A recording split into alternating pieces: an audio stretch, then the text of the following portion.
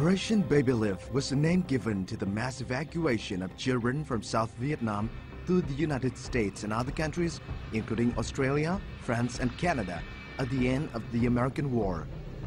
By the final American flight out of South Vietnam, over 3,000 infants and children were airlifted from Vietnam and adopted by families around the world.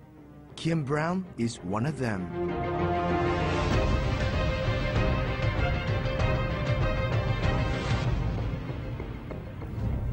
A day in 1975, Kim was brought into the Gov orphanage, now known as the Gov Center for Child Care and Protection in Ho Chi Minh City. All efforts to find any traces of Kim's birth parents were in vain. A frail baby Kim was continuously falling ill and had to be admitted into an intensive care unit along with more than 100 other babies. Maureen and Desmond Browne, a young couple from the UK, made the decision to adopt Kim. She would then join many other children in the flight to leave Vietnam on the day the country was reunited, April the 30th, 1975. Kim had barely reached 2.5 months of age. 25 years have passed and Kim still cherishes the hope of one day finding her long-lost birth family. Not only embarking on a search of her own, she has also connected with others in the same situation, helping to bring them back to Vietnam, their motherland, after nearly 40 years apart. Hello and welcome to this edition of Talk Vietnam. Our guest today is Kim Nguyễn Browne, and she is one of the last babies airlifted from the then Saigon of April 1975. She's now the founder of the Vietnam Volunteer Network, and we're here today to hear her stories and her efforts of seeking aid for those in need in Vietnam, particularly Agent Orange victims and orphans, and also her efforts in connecting Vietnamese adoptees worldwide. Do stay with us as we'll hear her moving stories and also her journey in reconnecting to her roots. Hello, Kim. Hi, Jim. Thank you for having me. Thank you for joining us. How are you today? A little bit tired. It's been a hectic trip so far, but yes. I'm very happy to be here. Wonderful. We'll definitely talk about your trip this time to Vietnam. But first of all, let me ask you a little bit about 2010. It was a very important event, and you were on the administrative board of a meeting, a reunion, the journey back after 35 years apart, or Operation Reunite. Can you tell us a little bit about this operation? April 2010, a little under 100 of us came back to Vietnam. And again, there was a mixture of us that were returnees that had come back to Vietnam before, and some had never been back at all. Exactly. And it was an absolutely fantastic experience where, you know, we got to meet each other. Some of us had just met on Facebook or on Skype. And because we were connected from America, Australia, the UK, France, Sweden. Wow. This was the first time we'd actually met each other for some of us, so it was an amazing experience. What was even more amazing was then a lot of Vietnamese people who had given their children up, either by accident, thinking that they were giving their children to a daycare centre, or they wanted their children to have a better life because they were frightened at the end of the war that they were poor. They wanted to get back in touch with all of us adoptees.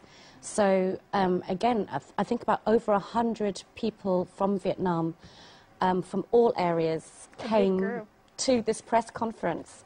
So that was absolutely wonderful, meeting them and seeing how they kept all of the photos and documents of these babies in perfect condition, told us about their love stories or their actual stories as well, about what had happened, how they'd lost their babies, or you know, why they'd given them up. Really touched a lot of the adoptees and obviously myself. Of these adoptees, have you heard about whether they have been able to find a connection or trace back to their birth parents? Not to birth parents. There's a fantastic initiative that Trista Goldberg, who is the founder of Operation Reunite, created, and it's the DNA database. So a few of the adoptees have submitted their DNA, and so far I would say several of them have found second cousins and third cousins, especially I think the Amerasian or mixed adoptees. So that has been absolutely fantastic news from that actual project. Wonderful. How about for yourself? Have you found any traces leading back to your birth parents? Unfortunately not. I only have my birth mother's name, which was Nguyen Thai Lee. Nguyen Thai Lee. And I do not know my father's name. And unfortunately, as my documents were lost as I was flown out, I have no other records. Yes. And I was hoping that perhaps from the press conference that maybe somebody would have recognized me on television and said, oh, she looks like a family member or something. Aww. And unfortunately not. But yes. I live in hope that one day somebody might recognize me as theirs. I hope so too. Thank you.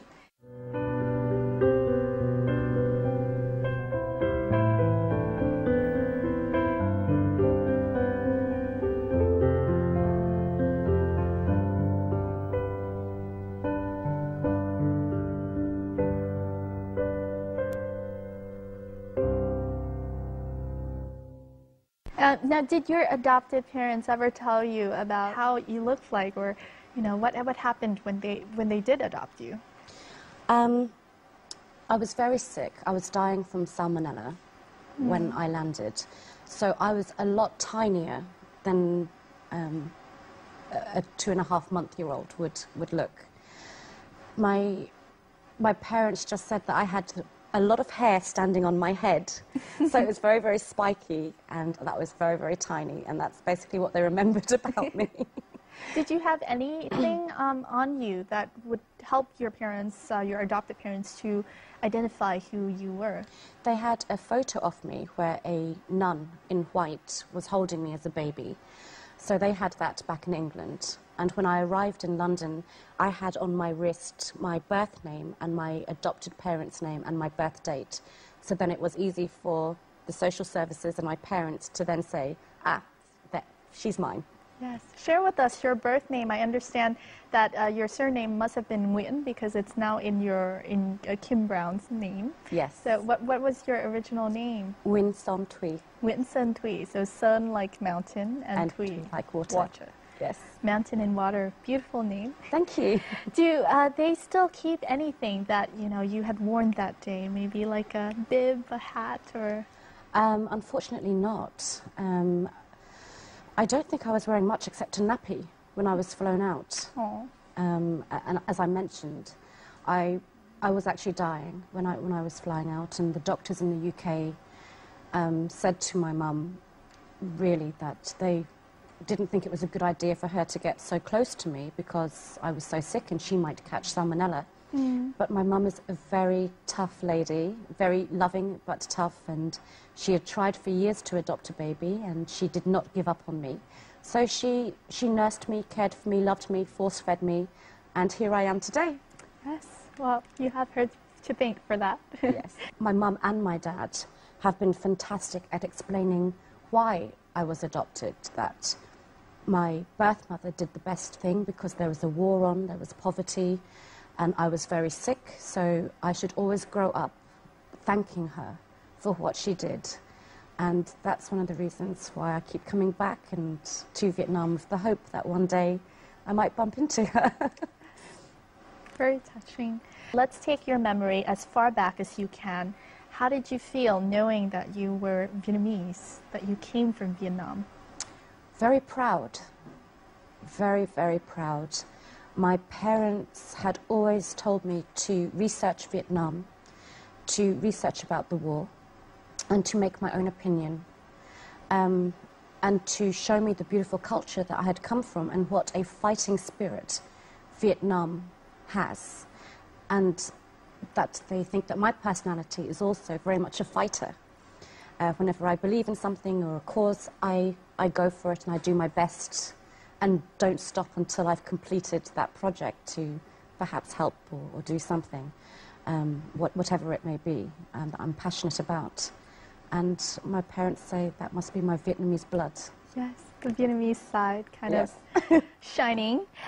Tell us, at what age, I mean, did the curiosity kind of grow throughout the years about your roots, about your Vietnamese origins? Or at what age did you decide, oh, I'm going to find out more about Vietnam and I'm going to make the initiative to kind of find out more? I'd always had that feeling inside me, and my parents had always encouraged it. But because I was flown out undocumented, my adoptive parents had this fear that if I was to go back to Vietnam, that perhaps the government would keep me.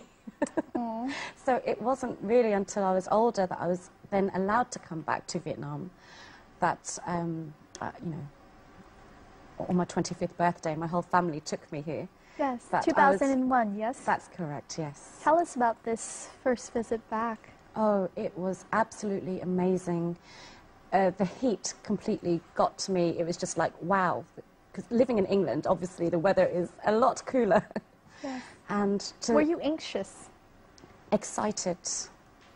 Excited to land and touch the Vietnamese soil. I was very, very excited. And just as we were declining and coming into the airport, I was just looking around at the houses and the river and just could not wait to touch ground. Yes, Ho Chi Minh City, right? That's correct, yes. Ho Chi Minh City. And I think the minute I actually got off the plane, I actually touched the ground. And I was like, I'm home. So, you've described it as a dream come true. Definitely.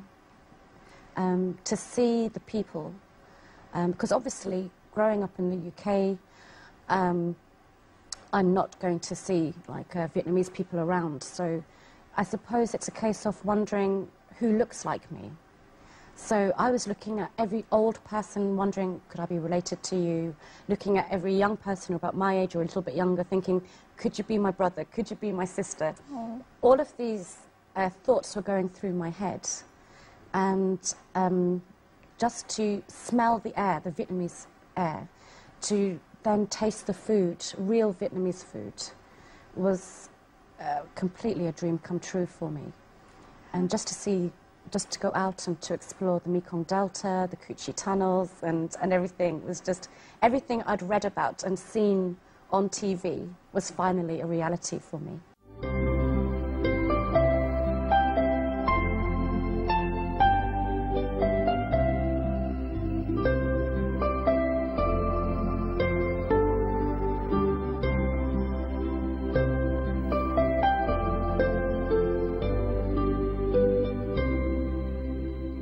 What other kind of experience did you take from this very first visit back? I noticed the strength of the Vietnamese women. I noticed the poverty as well. And I wanted to come back and help in some way, shape or form. But it wasn't until 2005 when I returned that, again with my mum this time, and my sister, who was adopted from Thailand, we were on the Mekong Delta. And we were just talking about Go Vap Orphanage because we were under the impression that it had been bombed during the war. And the tour guide actually said, no, Go Vap is still there. I sometimes volunteer and teach English there. So I was like, oh my God, you know, this is absolutely amazing. It was a complete shock. The orphanage from which you had originally been flown from. Exactly. Yes, in 1975, and here you are back in 2005, so 30 years, exactly 30 years after, it was still there. And did you visit it? No, unfortunately, I had to fly out to Bangkok the next morning, and it was quite late. So I was devastated. But when I got back to England, I did a lot of research. And then I had started in 2006 my job at Danone, and they had a competition called Do You Dare to Dream? So only after a few months of starting this company, I entered this competition, wrote that my dream was to come back to Vietnam, find my birth mother, to thank her, to thank the staff and the nuns who cared for us babies, and to give back to the orphanage in some way, shape or form. And believe it or not, I won the competition. 2006, yes. In 2006. And in 2007, they gave me time off to do fundraising and to contact other manufacturers. And they shipped off all of the aid for me. And then what had happened, it was just really wonderful. They gave me over a month off to volunteer and do my research and look for my mum in Vietnam, as well as to volunteer. Tell us about this time. How was it working at the orphanage from where you had originally been? I actually felt like I was at home. When I got back and all of the staff knew that I was a returnee, they treated me like I was their sister. They tried to find information for me. You know, all the time they were giving me food and cafe soda.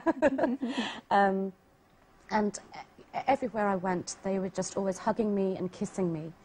And again, I'm very affectionate as well, so there was lots of hugs and kisses, and then they were showing me what I needed to do with the children, whether it was the newborn babies or the malformed children or the terminal children who were suffering from the late stages of hydrocephalus or spina bifida or cerebral palsy. And with the fundraising, I then was able to buy air conditioners, washing machines, a lot of other medical aid, books, toys, copious amounts of sweets for the children, because there are several different wards, and I got to know each and every child and baby and staff member. How was it like going full circle back to the place where you had originally started? Extremely emotional, and I'm so glad I had my mum with me. I think after seeing the children and the newborn babies, when I was there, I got a sense of the fact that that was me. All those years ago, that was me. This is where I was housed and looked after. And people took a chance on me and took care of me when I was sick. And I want to give as much as I can back to these children. Yes. And it really did touch me. Wonderful. And, so within just a span of a month, many memories and many help done as well. Yes. And now the Gavup Orphanage, it was called that back then, but now it's called the Gavup Center for Child Care and Protection. And in the following, we actually have a footage of you, pictures taken during Kim Nguyen's Browne first visit to the Gavup Center for Child Care and Protection. And the clip was produced by a New York journalist, so let's have a look at that. Hi, my name's Kim Nguyen Browne. I'm actually going back to my orphanage at Gavup for the very first time. After 32 years, I spent my first 2 months of my life at this orphanage, so it was quite an emotional journey going back to see it for the first time. When we toured around the orphanage, it was quite heartbreaking to see all of the disabled children, the ones that had fluid on the brain, and also the Down syndrome children.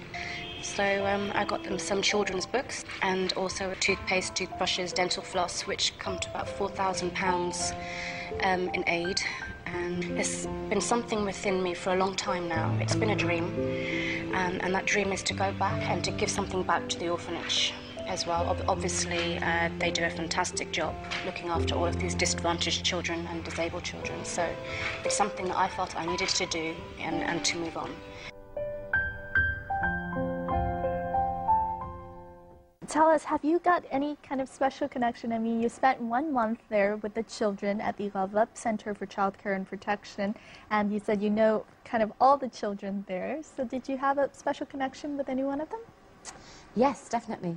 Nut, who is one of my little babies that I would love to adopt one day. I first saw him and I used to call him my little blue baby because he'd always stop breathing and turn blue. Yeah. And one day I had to help resuscitate him because he'd completely stopped breathing. What did he suffer from? He suffered from hydrocephalus, yes. And he still does, but he's had an operation. So he just completely touched my heart, and when we resuscitated him, I started singing to him, and then he just burst into tears. Oh. And ever since then, there's been this connection between us, where he's extremely loving and kissing, and He's the most sensitive little boy ever. And it's amazing because whenever he sees a child that needs feeding or is sick, he will point out to that child to get either myself or one of the carers to help that child. Very considerate. Extremely considerate and observant. Hung is the other little girl. Hung, yeah. I took her for an MRI scan because we knew something was wrong with her. And she's actually the baby in the picture. She's right here. Yes. That's an adorable baby. She's so sweet. What is she suffering from? Schizencephaly. Schizencephaly. And what does that mean? That means she only has half a brain lobe, which is extremely rare in the world. Despite the fact that she only had half a brain, she's very alert, very affectionate. She loves her hugs and kisses. Yes. In fact, all of my volunteers fall in love with her, and Newton, well, they fall in love with all of the children. But she is so beautiful, so, so beautiful.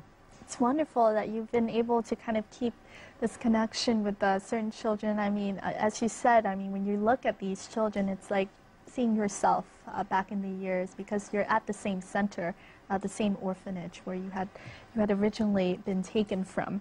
Yes. If someone out there, I mean, taking a look at these kids right now, they're adorable and they need help. How can people help if they wanted to? They could come to the Vietnam Volunteer Network, where they could volunteer for us. The minimum would be 1 week. I believe that human interaction, love and touch, and obviously development is one of the main things that these children need. There are other volunteer organisations as well as other NGOs that I put on my website because I like to give people a choice. With my organisation, I do not charge any administration fees. It's just a case of you share your pictures and your experience, and that then helps me to get and recruit more volunteers, which has been absolutely amazing. I've been averaging about 3 to 4 volunteers per month from around the world going to this centre.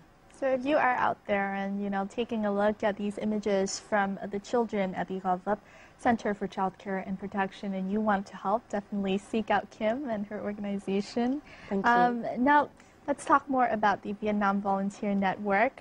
We mentioned that you are trying to seek, basically, aid from anyone willing to help for those in need here in Vietnam, particularly Agent Orange victims and orphans. Tell us more about how Vietnam Volunteer Network works and how big is it right now?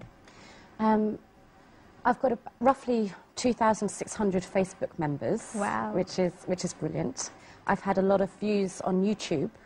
So between Facebook, YouTube and Google, I've been getting a lot of volunteers from around the world, including some adoptees that want to go back and volunteer and to give back in some way.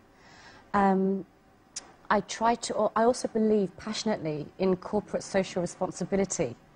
So I contact manufacturers and I'm able to get a lot of aid donated.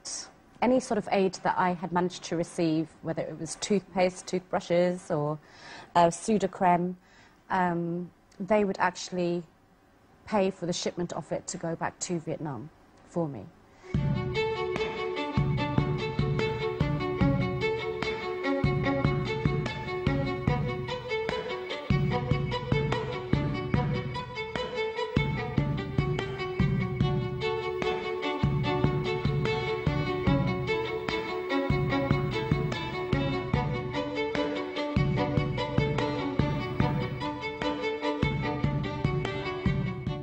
How do you find it challenging to find members? How has that process been going? I think it's been, I think I've been very lucky, very lucky. And I think it's because there are so many kindred spirits out there. And one of the amazing things is my volunteers, and they are absolutely priceless. So they always send me pictures of the projects that they're working on for me. And of course, they send me pictures of the children and they write about their experiences. And through word of mouth, people are then connected to, or have heard about my Vietnam Volunteer Network. So it's been amazing interviewing all of these people from around the world on Skype, which is what I do, because I have a very strict process of certain types of volunteers that Exactly. come to us. Interviewing them Yes. and putting them in different projects. And security checks, yes. How do you decide the projects? Do you connect with the different orphanage and centers here in Vietnam and get the volunteers to go directly there, or how does it work? So what happens is I get an applicant coming in. I then process them, and then I set up the connection with, and a time and a date with the orphanage for them, and I try to give them an induction if I'm here. If I'm not here, I have a local volunteer who's Vietnamese that can also speak English and give my foreign volunteers an induction around the orphanage and work with them. And what's really nice is that I just don't get American, Australian or UK volunteers. I'm getting more Vietnamese volunteers wanting to come forward, which is absolutely brilliant. Tell us a little bit more about your volunteers. I mean, you are obviously based in London, the UK, but you have all these volunteers, at least 3 to 4 each month, right? Yes. What are some of the great stories? And they mostly come to the GovUp Center for Child Care and Protection. How has it been kind of seeing the direct help that these volunteers have been able to lend a hand and give the direct aid to the children at the center? Absolutely amazing. And I think that's what helps to attract more members, because they see the actual work being done on a regular basis with all of the posts. And I think it's the smiles and the happiness in the children's faces. That is the huge payoff for my members as well as for the volunteers. And the bonding with the children, it just shines through on all of the videos and all of the films, pictures. It's just absolutely amazing. And to and for yourself as well. Oh, a great, meaningful way of paying back for what you have done. yes, thank you. But obviously, as I mentioned, my Vietnam Volunteer Network would not survive if it wasn't for all of these wonderful people giving back and paying it forward. In her return trip to Vietnam this time, Kim has, for the first time ever, visited and delivered aid to Thanh Xuân Peace Village, which is the caretaker for 200 children living with congenital deformities, mostly caused by the effects of Agent Orange. So let's have a look at her trip. This small face reminds Kim of Nhật, a boy with whom she felt one of the deepest connections at the center in GovUp. For Angela Russia, who comes from New York City and has dedicated 1 month to volunteering at the center in GovUp, today's meeting with children who are second or third generation victims of Agent Orange has motivated her even more to pursue her project.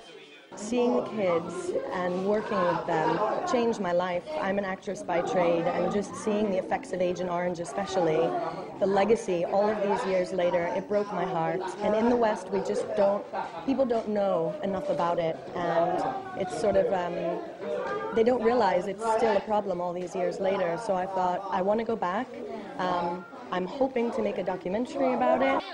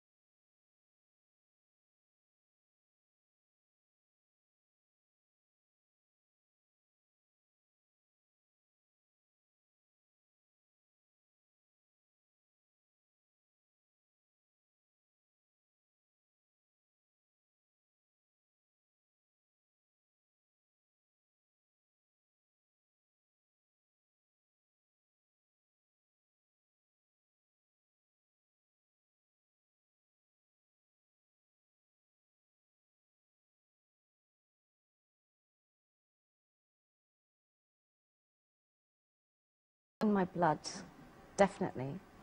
And I've just seen how Vietnam has changed throughout the years and how I always feel welcomed back to Vietnam. And I want everybody else, whether they are adoptees or whether they are foreign and volunteering for the first time, to see the beauty of Vietnam and to see what Vietnam has to offer and how stunning it is and how magical it is. What are some of your kind of future plans in the couple of years ahead? Obviously, a Vietnam Volunteer Network is big on the agenda. Yes, it is. I really hope to expand to more rural areas in Vietnam where there's more poverty, especially with the Agent Orange victims or any of the victims who are suffering from, limbs being lost from the cluster bombs and unexploded ordnances in Vietnam from the war. And really, those are my main goals. Yes. Well, best of luck in your so future much. endeavors, and thank you very much for coming here and sharing your stories with us. And we thank you, as well as the volunteers of the Vietnam Volunteer Network, for all of you that you have done for those in need here in Vietnam. Thank you for having me. Thank you. And that was our edition of Talk Vietnam with Kim Nguyen Browne, a Vietnamese adoptee who's come back to Vietnam and has dedicated her time in order to give back more to the country. That's it for this edition of Talk Vietnam. We'll see you more next time. Goodbye.